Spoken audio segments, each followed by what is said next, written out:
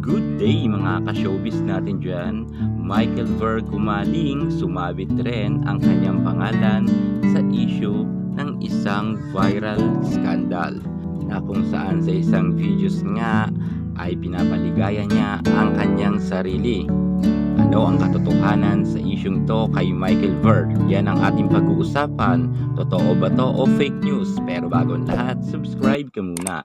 I-click ang ating notification bell para hindi ka mahuli sa lahat ng issues sa showbiz. Susunod na. Michael Ver Kumaling, isang model, aktor, and athlete. Ipinanganak siya noong August 31, 2000. Sa kasalukuyan ay talagang umuusbong ang kanyang karera pagdating sa showbiz at pageantry at hindi nga magpapahuli itong si Michael Kumaling. At kilalang kilala naman siya sa industriya ng showbiz na sapagkat makailan beses na rin siyang nag-guest sa mga TV show at mas nakilala nga itong si Michael Ver Kumaling nang mapasama nga siya sa Pinoy Big Brother Community Season 10 Adult Edition kung saan nga nagtapos ang kanyang karera sa PBB bilang 4th placer.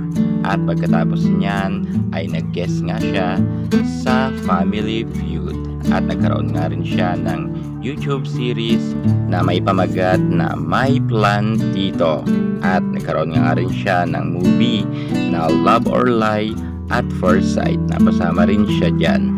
At pagdating naman sa pageantry, hindi talaga magpapahuli itong si Michael Ver Kumaling. Suki na nga siya pagdating sa competition nga sa pagwapuhan, patalinuhan at hindi nga dyan nagpapahuli si Michael Ver. 2021 ay tinanghal nga siya bilang Mr. Grand Philippines at ng 2022 second runner-up Mr. International Philippines naman siya sa Mr. Universe yan mga ka-showbiz.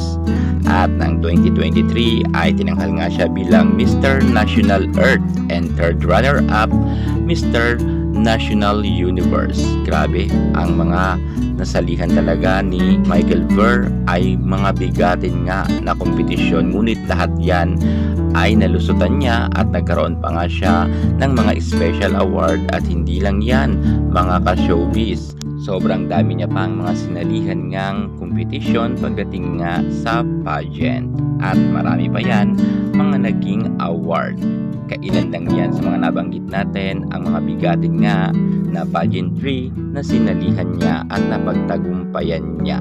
At eto na nga tayo sa issue mga ka-showbiz kung saan iniintriga nga ang ating Michael Ver sa isang video scandal na kumakalat nga na di umano ay siya raw ang nasabing nasa larawan.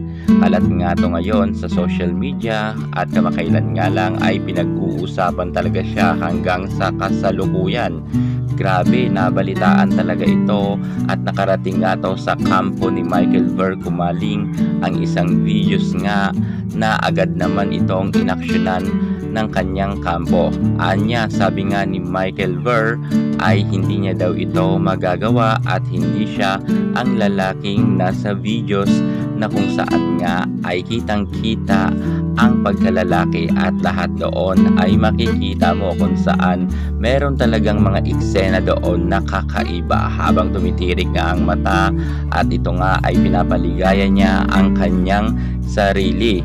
Kita kasi sa mga larawan na talagang kamukhang kumaka ito ni Michael Ver Kumaling.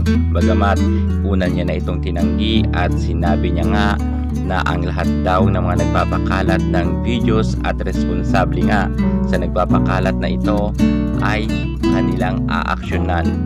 Yan ngang nakikita ninyo ay official statement yan ni Michael Ver Kumaling. Sinabi niya nga na ito ay using artificial intelligence AI lamang.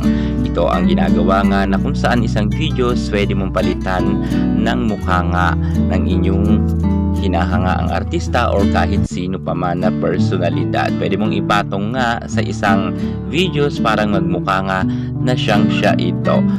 So kaya sa mga babala nga dyan ni Michael Ver, wag niyo na ninyong i-share ang isang videos nga na kumakalat nga ngayon sa Twitter dahil hindi yan si Michael Ver Kumaling. yan nga ay pinatunayan niya na yan. Hindi naman kasi siya magrereklamo at ilalakad ng kanilang attorney kung hindi ito totoo. Kaya naniniwala ang karamihan na hindi ito magagawa ni Michael Verkumaling na magsarili nga sa harap ng kamera, na para ba tila umano'y nababaliw nga siya at tumitirik pa ang mata at may padura-dura pa sa isang videos viral na yan. Inuulit ko, hindi yan si Michael Verkumaling, ayon yan sa kanyang statement. Kayo, anong masasabi nyo sa isyung ito? Comment na kayo sa baba. At para hindi ka mahuli sa lahat ng issues sa showbiz, subscribe na.